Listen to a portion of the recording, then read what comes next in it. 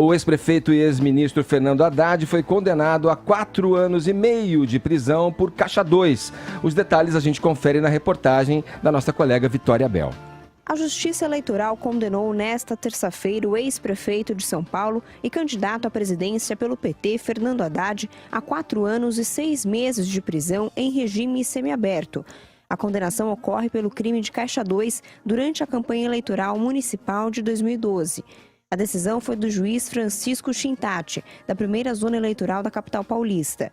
O Ministério Público denunciou Haddad em setembro de 2018 por suspeita de pedir 2,6 milhões de reais à construtora UTC Engenharia para pagamento de dívidas de campanha. Segundo os promotores, o ex-prefeito deixou de contabilizar valores, bem como se utilizou de notas inidôneas para justificar despesas. A acusação ainda afirma que a empreiteira teria repassado os valores por meio de gráficas de Francisco Carlos de Souza, ex-deputado estadual e líder sindical petista conhecido como Chico Gordo.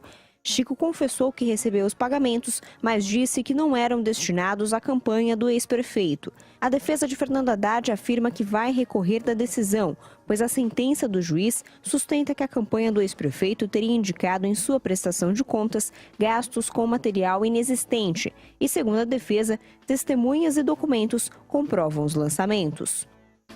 Vamos lá.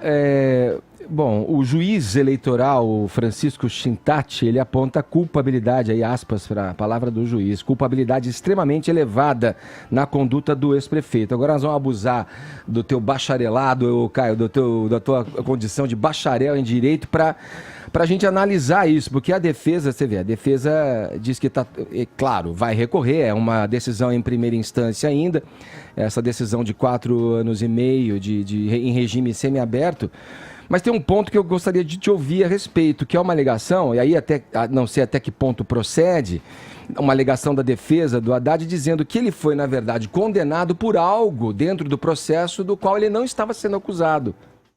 Olha, eu acho que a principal linha de defesa, na verdade, ele tergiversou, porque o que acontece é o seguinte, a linha de defesa vai no sentido de que a conexão entre a propina e o destino da propina tem como única fonte de prova uma delação premiada. Se esse for de fato o caso, a gente já falou aqui para o ouvinte da PAN, né, o artigo 4º da Lei das Organizações Criminosas, que é a 12.850 de 2013, no seu parágrafo 16, é explícita, né? Ninguém é condenado exclusivamente com base em depoimento de colaboração premiada. Então, se esse for o caso, na segunda instância, o Haddad pode ficar muito tranquilo, porque na segunda instância esse processo cai. Agora, eu queria chamar a atenção do ouvinte da PAN, que não teve oportunidade de ouvir a última edição dos Pingos nos Is, para o comentário lapidar, né, do Augusto Nunes sobre essa condenação do Fernando Haddad. Ele disse o seguinte: vai ser a última virgem do bordel. E além da ironia, o professor ele também caprichou na metáfora, né? Não é possível ser uma ilha de honestidade num oceano de bandidagem. E aqui o Augusto Nunes ele faz uma alusão, né, a essa imagem construída de bom mocismo do ex-prefeito de São Paulo, porque o alto escalão do lulopetismo ou é beneficiário ou é conivente com a corrupção. Você tem aí os presidentes do partido, o presidente de honra do partido, né, na suíte presidencial lá em Curitiba, você tem as lideranças políticas, tesoureiros, marqueteiros, todos eles indo e vindo aí das penitenciárias ao sabor dos humores do Supremo Tribunal Federal.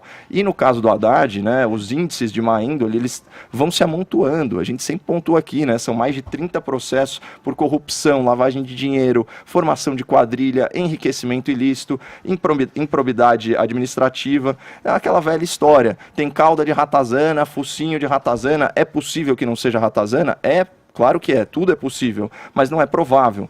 E essa condenação agora que a gente está discutindo não é nem por nenhum desses, essa condenação nesse processo não é por nenhum desses crimes que eu elenquei, é por Caixa 2, é por crime eleitoral, aquele crime que o Congresso insiste em não tipificar no nosso direito penal. E está cada vez mais nítido que o PT ele não ganhou nada sem trapacear, né, sem subverter as regras da democracia. Deve ser por isso que eles vivem acusando a campanha vencedora, né, das eleições de 2018 de crimes eleitorais.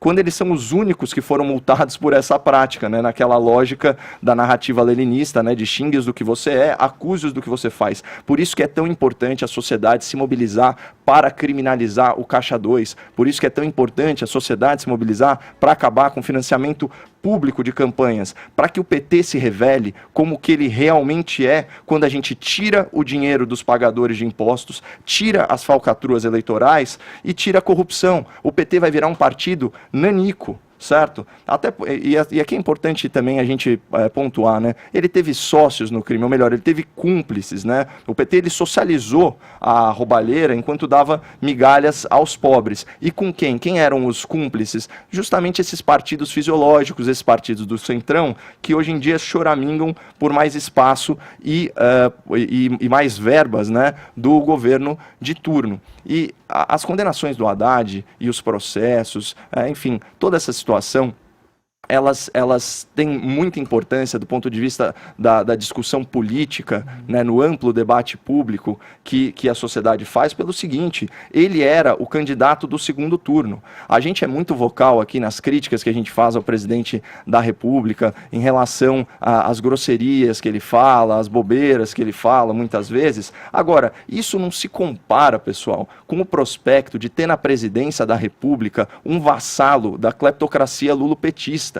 Sabe, a gente tem que aguçar um pouquinho o nosso senso de proporção e entender a diferença entre falar uma besteira, né, e roubar bilhões de reais. Corrupção mata. Corrupção mata. É infinitamente melhor ter a nossa sensibilidade ofendida do que ter a nossa carteira assaltada.